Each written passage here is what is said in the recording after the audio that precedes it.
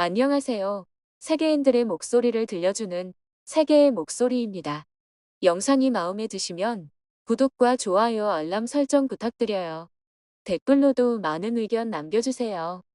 한일 무역 분쟁은 한국과 일본의 외교적 마찰이 거세지면서 2019년 7월 1일 일본이 한국에 단행한 공업 소재 수출 규제 조치로부터 시작된 분쟁입니다. 2019년 대한민국 대법원이 일본 제철 강제징용 소송 배상 판결을 내리자 이후 일본은 한국에 단행해 경제제재를 시작하였습니다.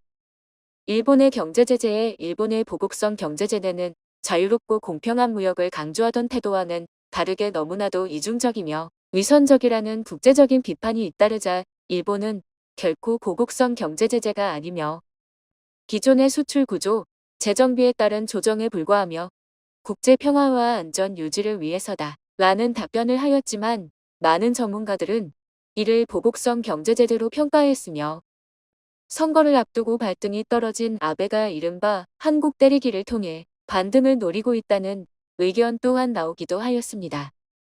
이러한 일본의 경제제재에 대한민국의 국민들은 불매운동을 통해 일본에 대응하기도 하였는데요. 이러한 무역 분쟁이 시작된 지도 어느덧 2년, 일본 내에서 한국에 대한 규제 강화가 과연 옳았는가에 대한 의문이 제기되고 있어 화제입니다. 일본의 수출 규제가 오히려 한국에게 전화위복이 되어버린 게 아니냐는 의견인데요. 실제로 수출 규제 이후 2년이 지난 현재 우리나라의 기업들은 기술 자립화 노력을 통해 소재 부품, 장비 분야 경쟁력이 높아진 반면 일본은 수출 규제를 통해 아무런 이득을 거두지 못했다는 평가가 일본에서 제기되고 있는 것입니다. 실제로 우리나라의 경우 비록 대일 무역 적자는 늘었지만 소재 부품 분야에서 일본의 의존도가 역대 최저치를 기록하기도 하였으며 일본이 수출을 끊자 시작된 소보장 추경 이후 한국에서 특허가 쏟아져 나오기 시작한 것입니다. 이러한 상황이 계속되자 일본은 한국의 일본에 대한 수입 의존도가 전반적으로 낮아진 것에 대한 우려를 표명하고 있는데요.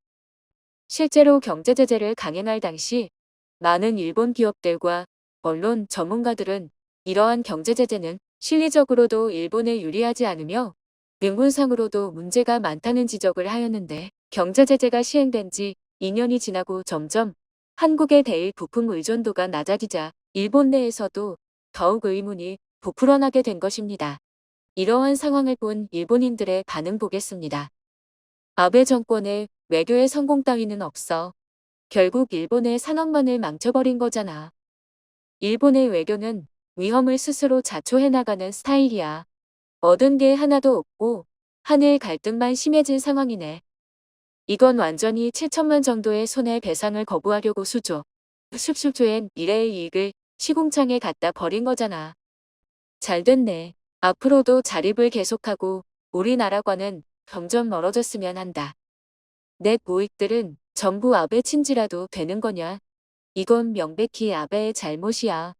이미 관광업도 망쳐놓고 코로나 대응조차도 제대로 못한 게 아베잖아.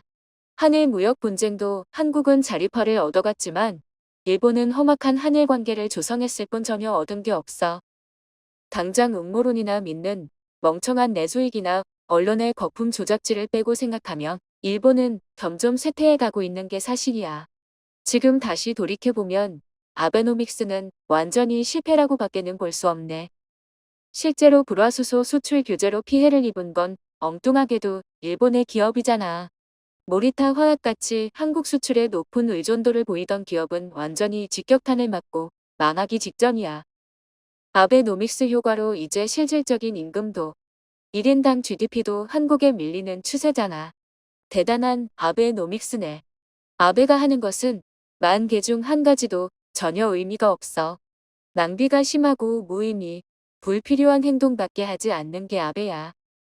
시끄럽네. 어차피 일본도 한국을 버리고 대만에 베팅하고 있는 상황이다. 한국은 북한이랑 놀아라.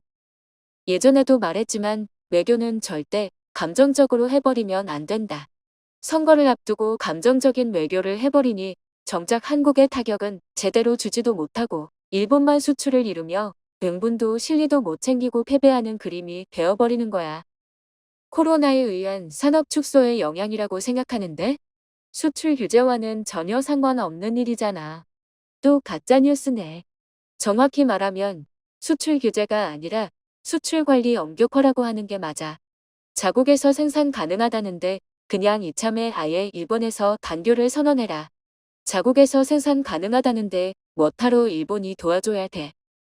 댓글 수준이 낮다 못해 지나쳐서 한숨밖에 안 나오네. 왜 그 정도로 일본의 기술력을 과신할 수 있는 건지 의문이야. 현업에 종사하는 입장에서 일본의 기술력이 조금 우위에 있는 건 사실이지만 일본이 시장을 점거하던 있는 이유는 기술력의 우위가 아니라 일본에서 계속 끊임없이 공급을 하고 있던 이유가 가장 크다. 우습게도 이쪽 업계에 종사하지 않고 관련 없는 인간들만 일본의 기술력을 맹신하고 절대시하면서 용감하게 제재를 외치고 싶어 하더라. 제조사 입장에서 소재, 부품의 조달처, 전환을 시행하는 것은 위험이 크기 때문에 일본에 계속해서 의존하고 있던 것이지. 기본적으로 기술력과 관련된 문제가 아니야. 소재 부품의 조달처 전환을 시행했다가 품질과 공급에 문제가 생기면 제조사에는 막대한 손실이 생기기 때문. 완전히 일본의 수출 규제는 바보 같기 짝이 없었어. 한국 소재의 업체에게는 천재일우의 기회였고 한국의 기업도 거리낌 없이 한국 소재 제품으로 전환할 수 있는 기회를 줘버린 거야. 일본인들의 기술력 맹신이 너무 지나치긴 해. 일본이 기술력으로 세계를 주름잡던 시기는 80년대 정도이지 현재로서는 많이 따라잡힌 게 사실이야. 넷 모익들은 여전히 과거에 살고 있지만 말이야. 올림픽과 그냥 똑같은 구조잖아. 빌어먹을 정치인과 정치인의 체면치레를 위해 전 업계가 피해를 보고 있는 구조야. 정상적이라면 어떻게든 자국 제품을 강매해서라도 판매하려고 하는 게 보통의 정부일 텐데 일본의 정부는 반대로 하고 있구나. 어떤 사고회로인지 이해하기가 어려워. 일본의 수출 규제를 전화위복으로 오히려 한국이 탈일 본화에 성공하며 자립화를 이루었다는 소식을 들은 일본인들은 그래도 아직 첨단 기술은 일본이 앞선다. 아베의 삽질로 일본의 산업이 큰 타격을 입었다. 무상금을 아끼려다 수조, 수십조엔의 미래 가치를 내다 버렸다 등 여러 반응을 보였습니다. 시청해주셔서 감사합니다. 좋은 하루 되세요.